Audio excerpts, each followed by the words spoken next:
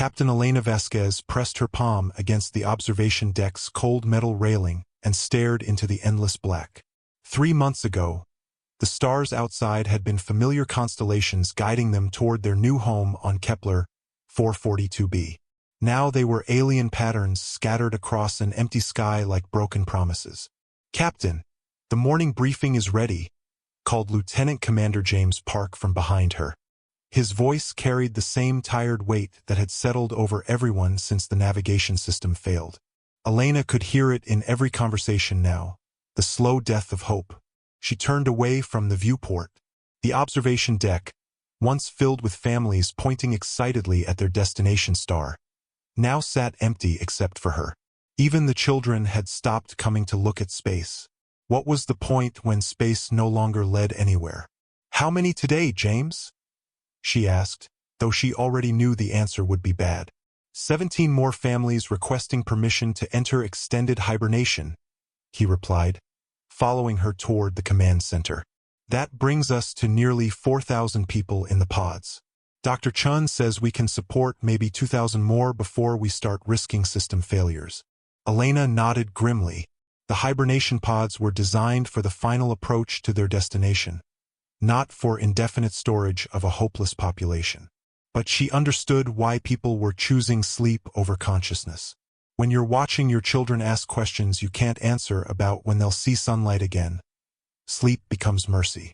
The command center buzzed with quiet efficiency. Her crew still performed their duties with professional dedication, but she could see the strain in their faces. Navigation Officer Sarah Kim looked up from her station with the same report she'd been giving for weeks. "Still no luck finding our position relative to Earth or any known systems, Captain. The quantum storm that hit us didn't just knock out our navigation. It scattered us completely. We're not just lost. We're in uncharted space." "Fuel reserves?" Elena asked Chief Engineer Rodriguez. "At current consumption, including life support for those not in hibernation, we have 14 months. Maybe 16 if we reduce heating in the outer sections. 14 months. Elena had stopped sharing these numbers with the general population. What good would it do? They were already rationing food, recycling water with 98% efficiency, and converting waste into every conceivable resource. Humanity had never been more efficient or more desperate. "Captain," Communications Officer Lisa Chun interrupted, her voice suddenly sharp with excitement. "I'm picking up something unusual. Multiple energy signatures, artificial in origin, approaching from 3 different vectors." Elena's heart jumped. "Ships?" "Yes, ma'am. 3 distinct vessel types, completely unknown configurations. They're not broadcasting on any frequency we recognize, but they're definitely headed straight for us." The command center fell silent except for the soft hum of life support systems. After 3 months of complete isolation, the idea of contact with anyone, even potentially hostile aliens, felt like water in a desert. "Time to intercept?" Elena asked. "At their current speed, approximately 6 hours." Elena stared at the tactical display as 3 blinking dots converged on their position. First contact protocols ran through her mind, procedures developed by Earth's brightest minds for the moment humanity met another intelligent species. But those protocols assumed they'd be the ones doing the exploring, not sitting helpless in space like a broken-down car on a cosmic highway. "All senior staff to the briefing room in 15 minutes, she announced. "And patch me through to the colony-wide communication system." As her officers hurried to prepare, Elena walked back to the observation deck. The stars looked different now, not empty, but full of possibility. Somewhere in that darkness, 3 ships carried beings who had mastered space travel, who had found them in the vast emptiness. Whether they came as saviors or conquerors remained to be seen. She activated the ship-wide intercom. "This is Captain Vasquez speaking to all colonists aboard the New Dawn. I know these past months have tested us in ways we never imagined.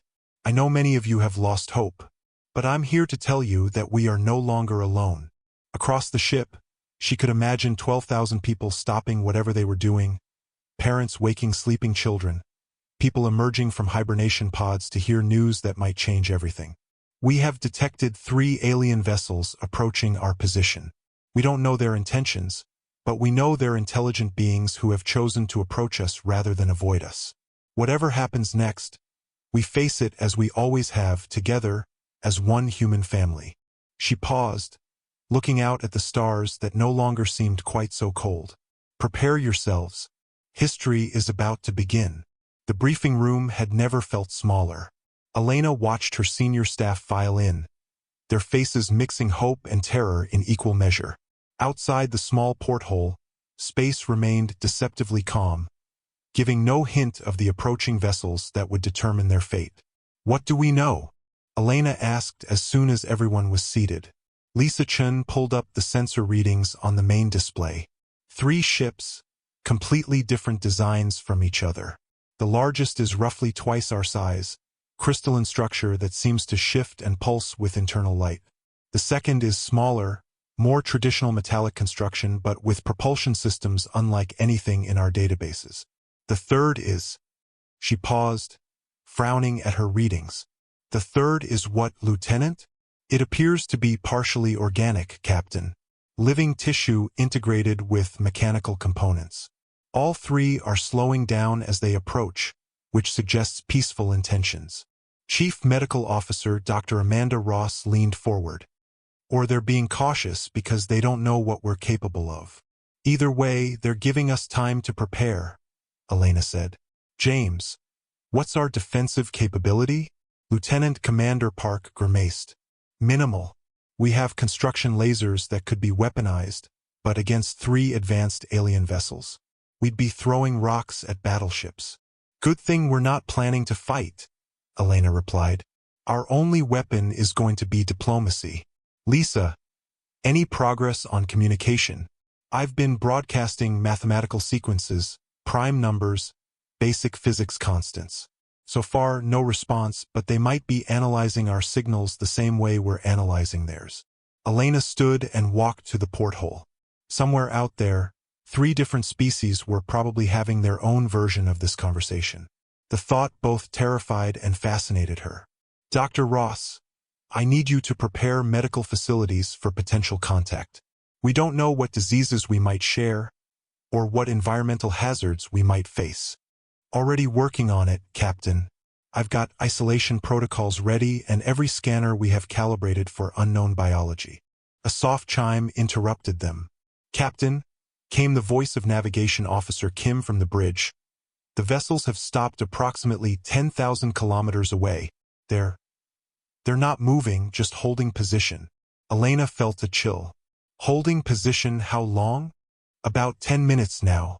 It's like they're waiting for something. The briefing room fell silent. Waiting for what? Permission to approach? Some signal that the humans were ready? Or were they simply studying their prey before striking? Captain, Lisa Chen's voice crackled through the intercom. I'm receiving something. Not on radio frequencies, this is coming through quantum channels I didn't even know were possible. It's multiple signals, all different, but they're coordinated somehow. Elena hurried back to the bridge with her staff.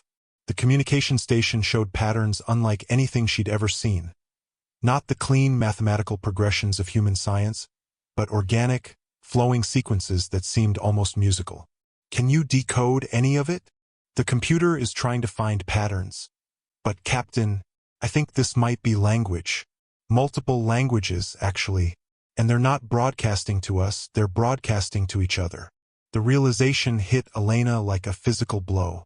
They're conferring about us. That's what it looks like. 3 different species, communicating in real time about what to do with the lost human ship. Elena stared at the display, watching alien thoughts flow between alien minds while 12,000 human lives hung in the balance. The weight of command had never felt heavier. Captain, Dr. Ross said quietly, maybe that's good news. If they wanted to destroy us, would they need to discuss it? Before Elena could answer, every screen on the bridge flashed simultaneously. The quantum communications stopped, replaced by something that made Elena's breath catch in her throat. Mathematics, yes, but elegant and beautiful in a way that felt almost artistic. Prime numbers flowing into geometric sequences, then into what looked like star charts. They're showing us stellar navigation, Sarah Kim whispered. Look at this pattern. It's a three-dimensional map. The display shifted, and suddenly Elena was looking at what could only be a representation of local space. 3 different points of origin, 3 different paths, all converging on their current location. They're telling us where they came from, Elena breathed. But the display wasn't finished. New symbols appeared, complex but somehow intuitive. Elena found herself understanding without being taught. The symbols represented different types of matter, energy, biological processes. A universal language built on the fundamental forces that governed all life. They're offering to teach us, Lisa Chun said, her voice filled with wonder. The bridge fell silent as the implications sank in. These weren't conquerors or even mere explorers. They were teachers, mentors, beings who had found a lost ship full of desperate humans and chosen to offer knowledge instead of destruction. Captain, James Park said carefully, what if this is a trap? What if they're offering us just enough hope to make us cooperate? Elena considered this. In 3 months of isolation, she'd learned to weigh every possibility, to expect the worst while hoping for the best. But something in the elegance of the alien communication felt genuine. You didn't create beauty to deceive, you created beauty to connect. Lisa, can you respond using their symbol system? I can try, Captain. Elena thought carefully about what humanity's first intentional message to alien intelligence should convey. Not desperation, though they were desperate. Not aggression, though they could fight if necessary.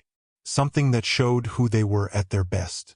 Tell them we're explorers who lost our way. Tell them we're grateful for contact. And tell them, she paused, feeling the weight of speaking for her entire species.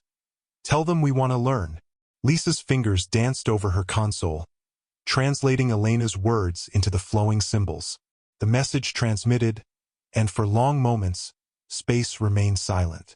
Then, simultaneously, all 3 alien vessels began moving again, not toward the new dawn, but into a perfect triangular formation around it. Close enough to communicate easily, far enough away to avoid appearing threatening. Captain, Sarah Kim called out, excitement barely contained in her voice. I'm reading massive energy signatures from all 3 ships. They're not charging weapons. They're powering up what looks like industrial fabrication systems. Elena's heart pounded.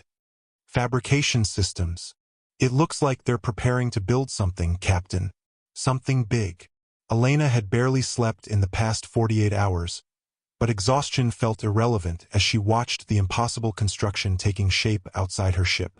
The 3 alien vessels had somehow created a massive structure in the space between them, part space station, part meeting hall, part technological marvel that defied every engineering principle she knew. Final atmospheric analysis confirms it's breathable for us, Dr. Ross reported, her medical scanner aimed at the alien construction. Oxygen, nitrogen, trace gases, it's almost exactly Earth normal. They built an environment specifically for human physiology. The structure itself was beautiful in its strangeness. Crystalline spires from the first ship twisted together with organic curves from the 3rd vessel, while metallic frameworks from the 2nd ship provided structural support. It shouldn't have worked, but somehow the different architectural styles created something harmonious and inviting. Captain, Lisa Chun called from communications. We're receiving detailed instructions for docking procedures. The translation is getting smoother. I think their computers are learning our language as fast as we're learning theirs. Elena nodded, still marveling at the speed of construction. Any word from the Colony Council? James Park consulted his tablet. Mixed reactions as expected. About 60% support the meeting, 30% want to maintain distance, and 10% think we should try to run. Run where? Elena asked wryly. We're lost in space with 14 months of fuel left. The debate had raged through the ship's population for 2 days.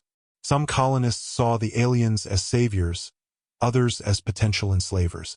Elena understood both perspectives, but they were past the point where caution was a luxury they could afford. Dr. Ross, are you ready for the away team? Medical kits prepared for unknown biological contact, environmental suits tested, emergency protocols established. Though honestly, Captain, if they wanted to harm us, Building a meeting station seems like an unnecessarily elaborate way to do it. Elena had chosen her away team carefully. Herself, Dr. Ross for medical expertise, Lisa Chun for communication, and James Park for military assessment. For humans to represent 12,000 in humanity's first diplomatic contact with alien intelligence. Transport to the docking bay, Elena announced to the bridge. Wish us luck. The shuttle bay buzzed with activity as the away team prepared for launch. Elena could see faces pressed against observation windows throughout the ship. Colonists watching their representatives depart on a mission that could change everything. The short flight to the alien structure felt eternal.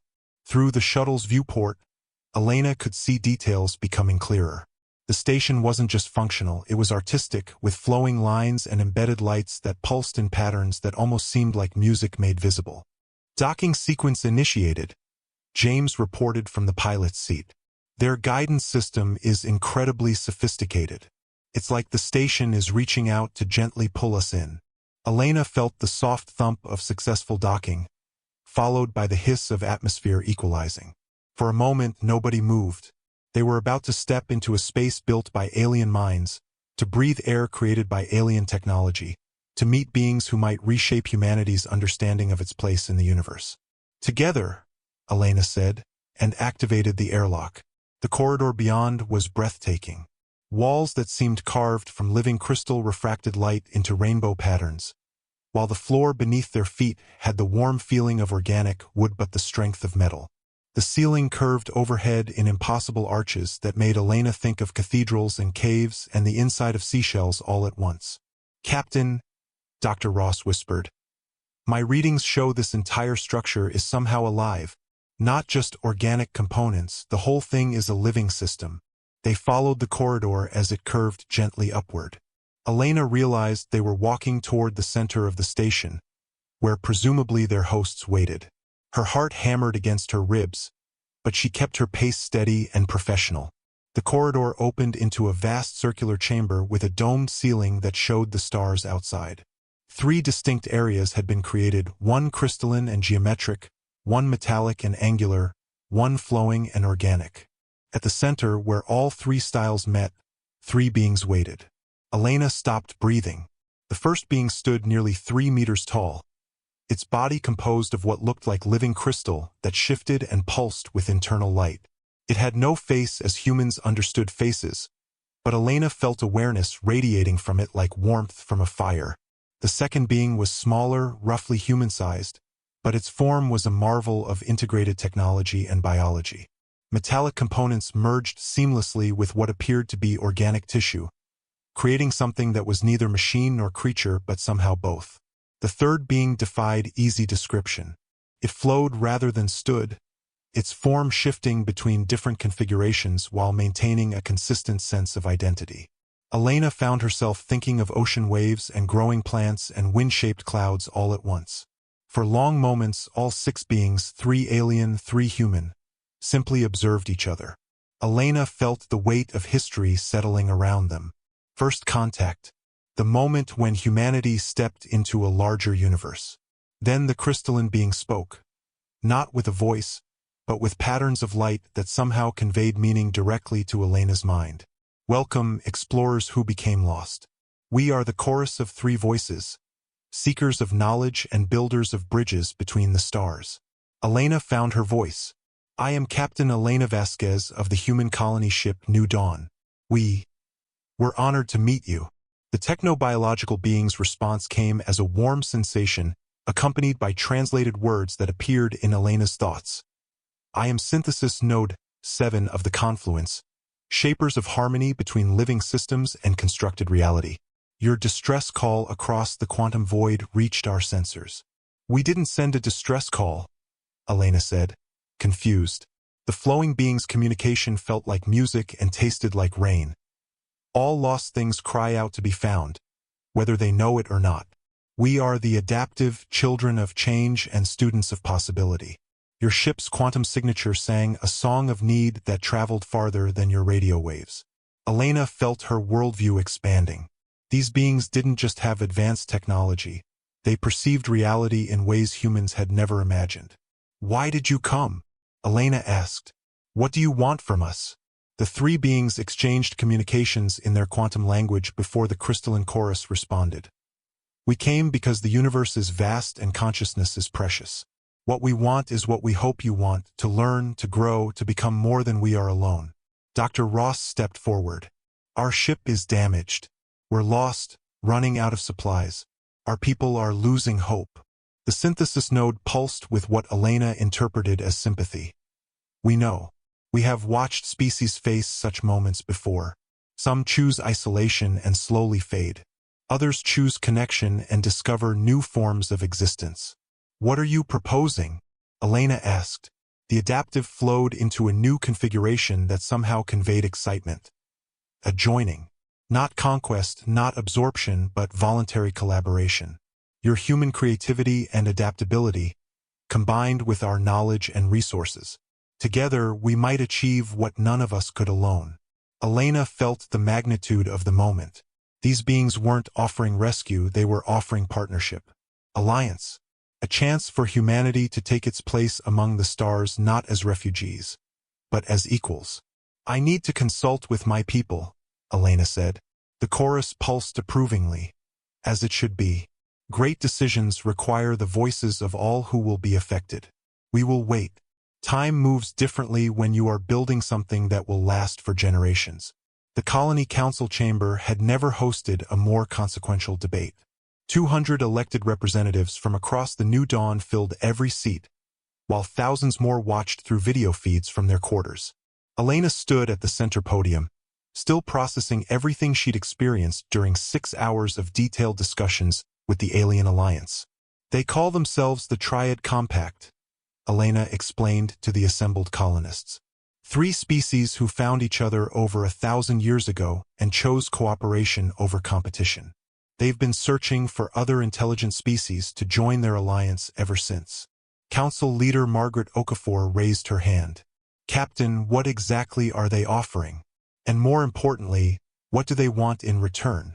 Elena activated the holographic display, showing detailed schematics the aliens had provided. They're offering us technology that could solve our immediate problems.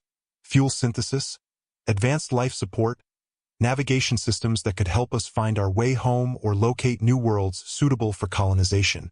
A murmur rippled through the chamber. Dr. Hassan from the agricultural section stood up. And in return, they want us to join their compact, to share our knowledge, our perspectives, our unique human approaches to problem solving. They believe diversity of thought is the key to advancement.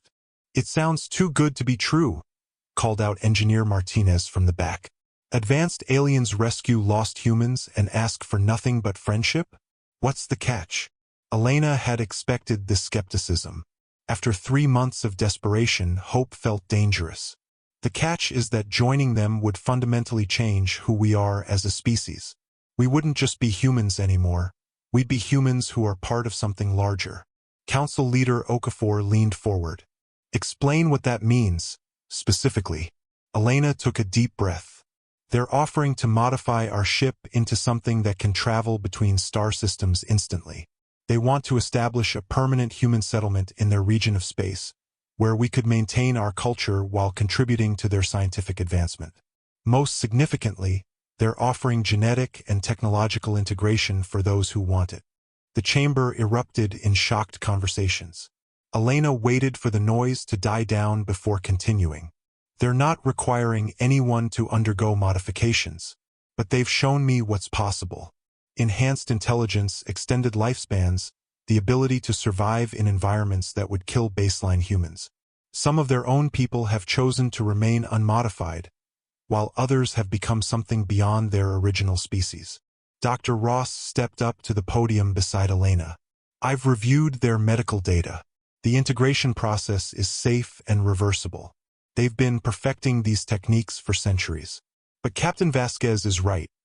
Accepting their offer would mean humanity takes a step into a larger universe, with all the risks and opportunities that entails. Young Marcus Chen, barely 18 and one of the few colonists born during their journey to the failed colony, stood up. What if we say no? What happens then? Elena felt the weight of that question. They'll help us repair our navigation systems and give us enough fuel to reach a habitable world. They won't abandon us to die in space. But we'd be on our own again, just another isolated species struggling to survive. And if we say yes? Asked Dr. Patel from the engineering section. We become part of something that spans dozens of star systems, with access to knowledge and resources we can barely imagine. But we also accept that humanity's future will be intertwined with theirs forever.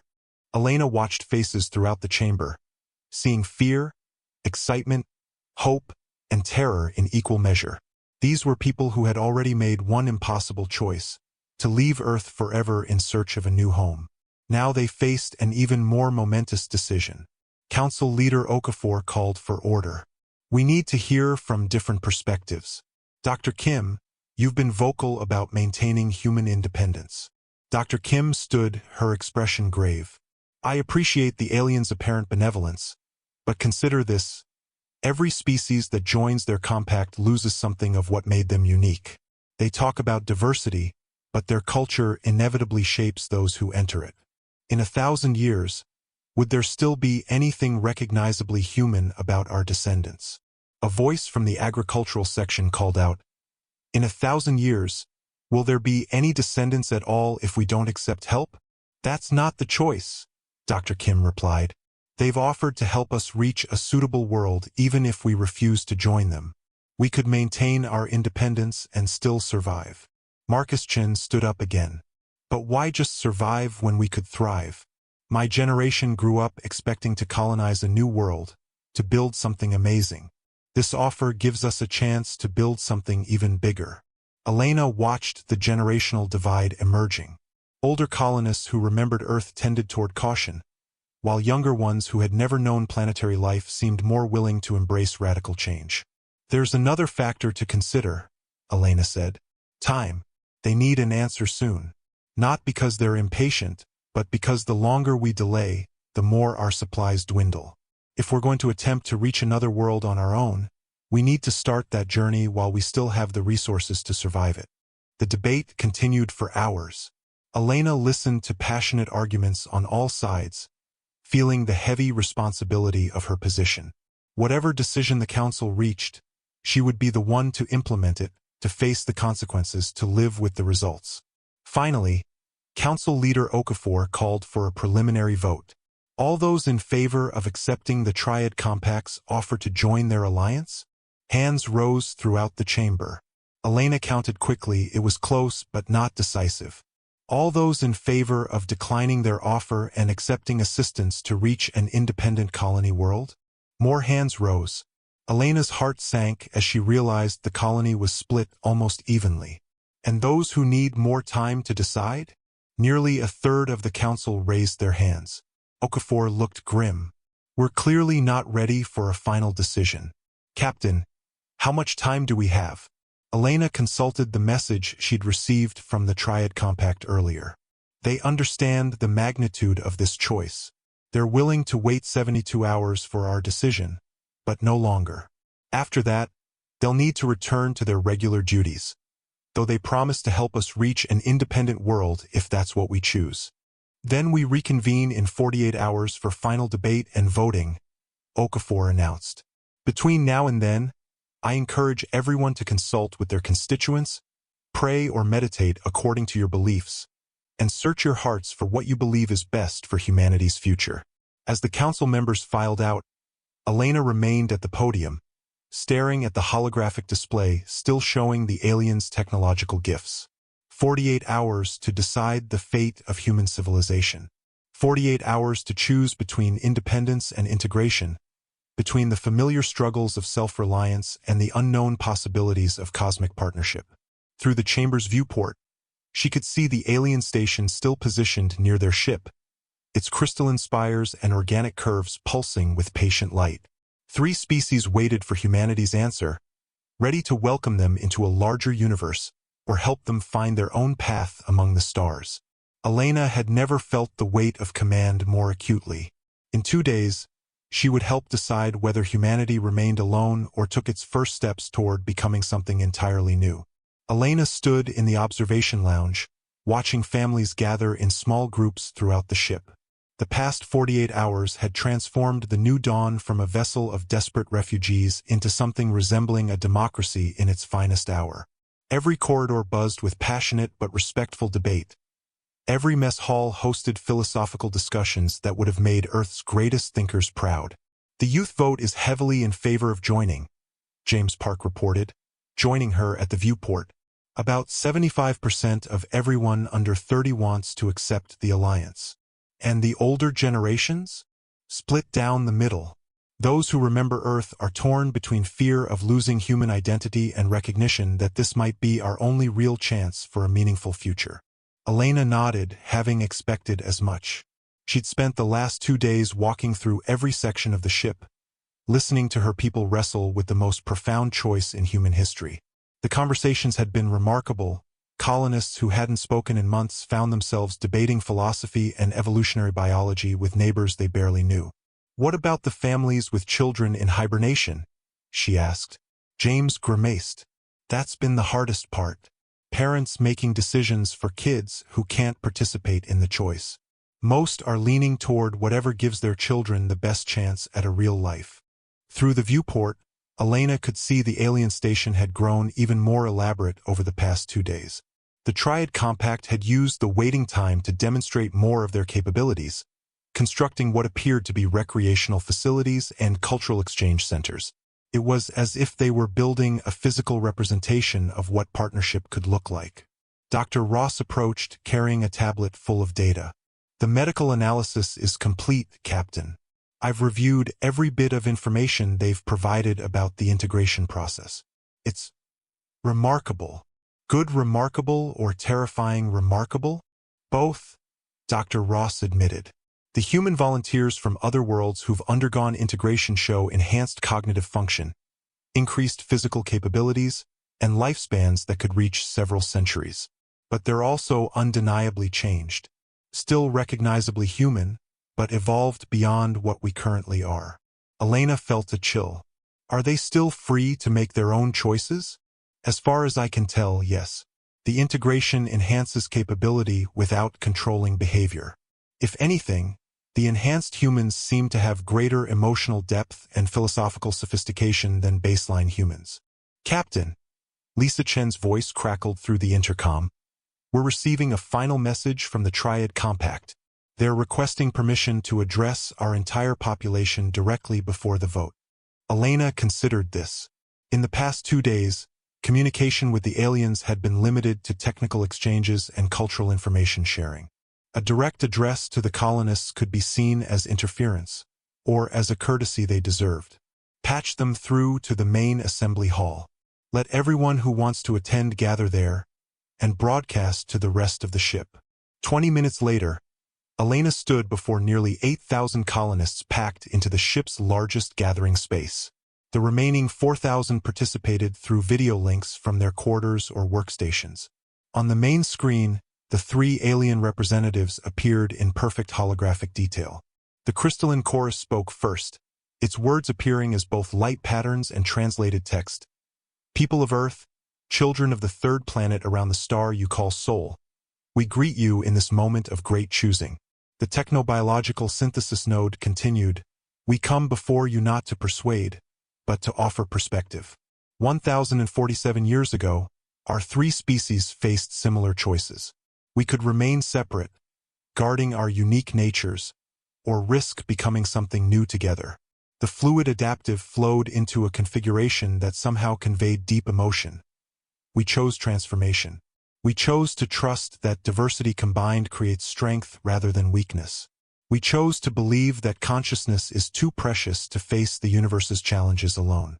Elena felt the profound attention of her people as they listened to beings whose civilizations spanned millennia. The chorus continued, "If you choose to join us, you will not lose your humanity. You will expand it. The humans who have become part of our compact retain their humor, their creativity, their remarkable ability to find hope in darkness. They have simply gained tools to express these qualities across a larger canvas." The synthesis node's communication carried warmth and respect.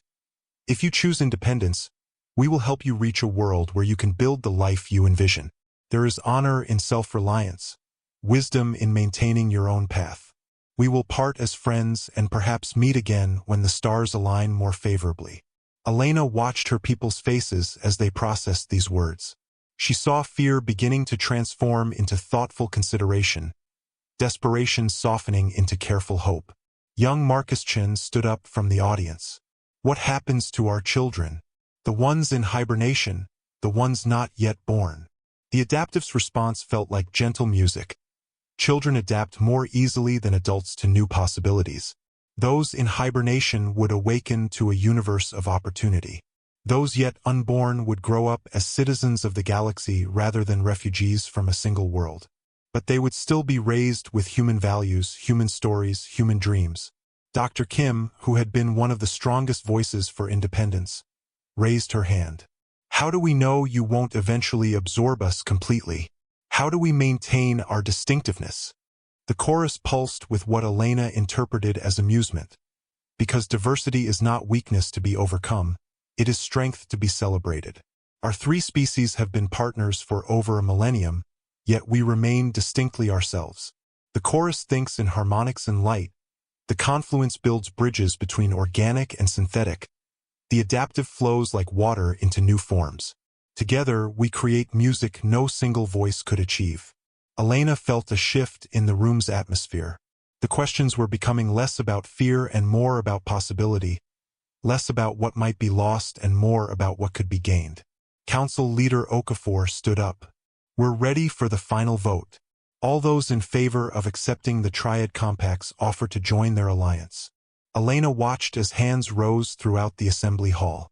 She had never seen so many people participate in a single decision with such serious consideration. The count took several minutes as votes were tallied both in person and through the ship's network. 7,843 in favor. All those opposed? More hands rose, but Elena could see immediately that they were fewer in number. 3,912 opposed. Abstentions. 245. Elena felt her heart pounding as Okafor announced the results.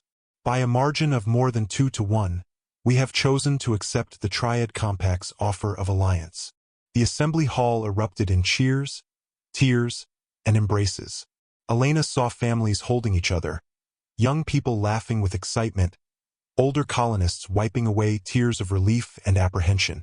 Through the viewport, she could see the alien station beginning to pulse with new patterns of light, celebration, welcome, joy expressed in colors that had no human names. Elena activated the ship's communication system to address the Triad Compact directly. This is Captain Elena Vasquez of the human colony ship New Dawn. On behalf of 12,000 human beings, we accept your offer of alliance. We're ready to take our first steps into a larger universe. The response came not just from the three alien representatives, but from what sounded like thousands of voices across their civilization. Welcome, humans of Earth. Welcome to the infinite community of minds. Welcome home. 6 months later, Elena stood on the observation deck of what had once been the New Dawn but was now something unprecedented. A hybrid vessel that represented the marriage of human engineering and Triad Compact technology. Through the crystalline viewport that replaced the old metal porthole, she could see their destination. New Harmony, a world that defied every assumption she'd held about what a planet could be. The world below wasn't just habitable, it was actively welcoming. Vast cities grew like living organisms from the planet's surface, their spires reaching toward space while their roots delved deep into the earth. Crystalline structures from chorus architecture intertwined with the flowing forms of adaptive construction and the precise geometries of confluence engineering. And now, scattered throughout the urban landscape, she could see distinctly human additions, buildings that looked like they belonged in New York or Beijing, but enhanced with alien technology that made them glow with warm, inviting light. Final approach initiated, announced Navigation Officer Kim. Though her title had evolved significantly, she now worked with a hybrid navigation system that combined human intuition with alien quantum mapping, creating course plots that were as much art as science. Elena smiled, remembering Sarah's initial terror at the thought of alien technology interfacing with her mind. Now she spoke of navigation the way poets spoke of music, describing the mathematical beauty of hyperspace corridors and the elegant efficiency of quantum positioning systems. "Captain," Dr. Ross called from the medical bay, though she too had gained new responsibilities. As humanity's first xenobiological specialist, she now advised not just on human health but on the complex medical needs of a truly multicultural crew. "The hibernation revival is complete. The last of our people are awake and ready for planetfall." Elena felt a surge of pride. Not a single colonist had been lost during the integration process. More remarkably, every single human who had chosen biological enhancement was thriving beyond their wildest expectations. They remained recognizably themselves, but with capabilities that allowed them to contribute to compact science in ways that amazed even their alien partners. Young Marcus Chen's voice came through the intercom from the engineering section. "Hybrid propulsion systems operating at peak efficiency, Captain. Ready for orbital insertion." Marcus had been among the first to volunteer for integration, and the results had been spectacular. His enhanced cognitive abilities allowed him to understand confluence technology intuitively, while his distinctly human creativity had already led to 3 major innovations in propulsion design. At 19, he was considered one of the Compact's most promising young engineers. James, status on the colonial preparation teams? Lieutenant Commander Park, now serving as humanity's first cultural liaison officer, consulted his enhanced communication array. "All integration teams report ready. The chorus has prepared crystalline habitats for those who prefer structured environments. The adaptive has grown organic communities for families who want living buildings, and the confluence has constructed traditional human-style neighborhoods with full technological integration." Elena marveled at the thoughtfulness of their new partners. Rather than expecting humans to abandon their preferences, the Triad Compact had worked to accommodate every lifestyle choice, creating a world where traditional human families could live in houses with white picket fences while their neighbors grew gardens in living crystal formations or built homes from programmable matter. "Lisa, any word from Earth?" Communications Officer Chun looked up from her station with a grin that mixed human joy with the sophisticated communication capabilities her neural enhancements provided. "Actually, yes. We've been in contact with several Earth governments through the Compact's quantum relay network. They're very interested in what we've achieved." Elena laughed. "I bet they are." The transformation hadn't been without challenges. About 15% of the colonists had chosen to remain unenhanced, and Elena had worked carefully to ensure they felt equally valued and included. Some had even become advocates for preserving baseline human culture, serving as living bridges between humanity's past and its transformed future. The philosophical questions had been the hardest to navigate. What did it mean to be human when you could live for centuries, think at superhuman speeds, and communicate directly with alien minds? The answer, Elena had discovered, was surprisingly simple. Humanity wasn't defined by biological limitations but by values, dreams, creativity, and the stubborn refusal to give up in the face of impossible odds. "Orbital insertion complete," Sarah announced. "Welcome to New Harmony, everyone." Through the viewports, Elena could see shuttles rising from the planet's surface. Not just Triad compact vessels, but human designs enhanced with alien technology, operated by crews that mixed all 4 species. The sight filled her with profound satisfaction. "Captain," came a familiar voice through the quantum communication system. It was the chorus representative who had first greeted them in space, though Elena now knew her name was Crystal Song of Welcome Harmonies. "The Planetary Council is prepared to formally welcome humanity as the 4th member of our alliance." Elena activated the ship-wide communication system one final time as captain of the New Dawn. Tomorrow, her role would evolve again as she became humanity's first representative to the Triad Compact Council. "Attention all colonists. 6 months ago, we were lost in space, running out of hope and time. Today, we're about to set foot on a world that will be humanity's first true home among the stars. Not as refugees or supplicants, but as equal partners in a civilization that spans dozens of worlds and thousands of years of accumulated wisdom." She paused, looking out at the planet that would be home to human children who would grow up speaking both human languages and alien harmonic frequencies, who would play in crystal gardens and attend schools where the curriculum included both Earth history and galactic science. We haven't lost our humanity by joining the compact. We've found a way to express it more fully than ever before. Our creativity enhances their logic. Our adaptability complements their stability. Our hope strengthens their wisdom. And in return, they've given us tools to become the best versions of ourselves. Elena smiled as she watched shuttle after shuttle launch from the planet, coming to carry humanity home. Prepare for landing, everyone. Our new life begins today.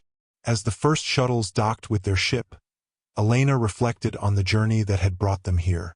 They had left Earth as colonists seeking a new world. They had been lost in space as refugees facing extinction. They had been found by aliens who offered partnership instead of conquest. Now they were landing as something unprecedented in human history. The first generation of humans to take their place as citizens of the galaxy, bringing their dreams, their problems, their creativity, and their stubborn hope to a universe that had been waiting for them to arrive. The future stretched before them like an infinite sea of stars, and for the first time since leaving Earth, Elena knew with absolute certainty that humanity would not just survive among those stars. They would help light the way for other lost travelers still searching for home.